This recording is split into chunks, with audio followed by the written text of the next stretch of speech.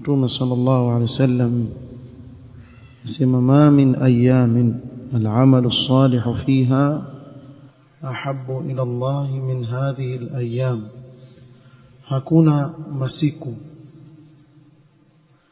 ambayo ndani yake amali njema zapendeza zaidi mbele ya Allah subhanahu wa ta'ala kama masiku haya. Akusudia masiku 10 ya kwanza ya mwezi wa Dhulhijja. قالوا يا رسول الله ولا الجهاد في سبيل الله.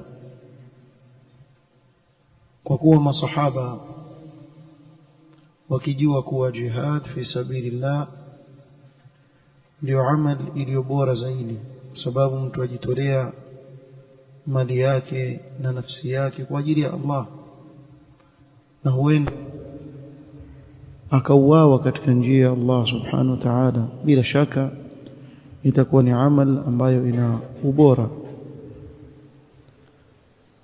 قالوا يا رسول الله ولا الجهاد في سبيل الله؟ قال ولا الجهاد في سبيل الله، yani bimaana amali njema katika masiku haya 10 ni bora hata kuliko jihad fi sabilillah katika masiku mengine sio kwa haya 10, sababu hapa inakusudiwa amal salih yoyote katika masiku haya 10.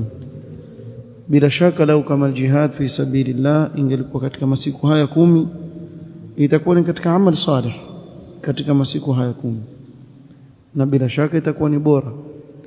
Lakini hapa kinachokusudiwa ni bora kuliko jihad fi sabilillah katika masiku mengine yasiyokuwa haya 10.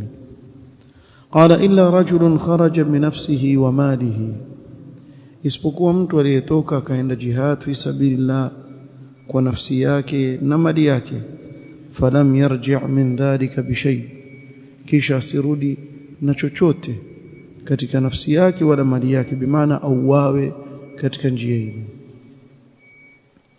حديث رواه البخاري.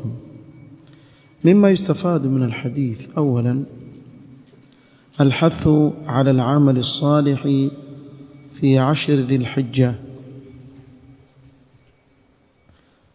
ويدخل فيه الصوم.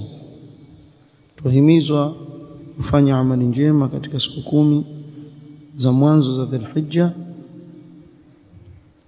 na siyam yaingia ndani yake.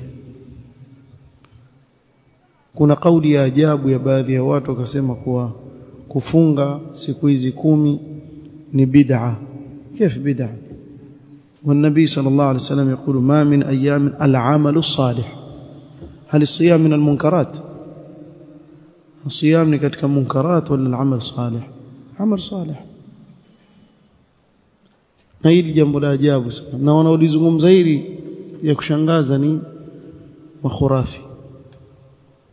Makhurafi ndio waambia watu wa sunna kwa mbona nyinyi mfunga hizi siku 10 za mwanzo za Dhulhijja, si hii itakuwa bid'a? La, si bid'a, bali imethibiti kwa salafu salih walikuwa wakifunga masiku hayo, na Mtume sallallahu alaihi wasallam hapa ameweka wazi al-amalu salih.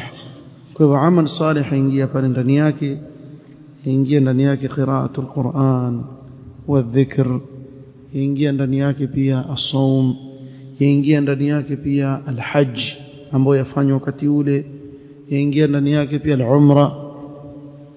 kwa hivyo kila amal ambayo ni njema ingia ndani yake sadaqa. kwa hivyo kila amali njema, al-ikthar min an-nawafil min salawat za sunna zile swala ukithirishe, yote haya ingia katika al-amal as-salih. الحث على العمل الصالح في 10 ذي الحجة، ويدخل فيه ماذا؟ الصيام.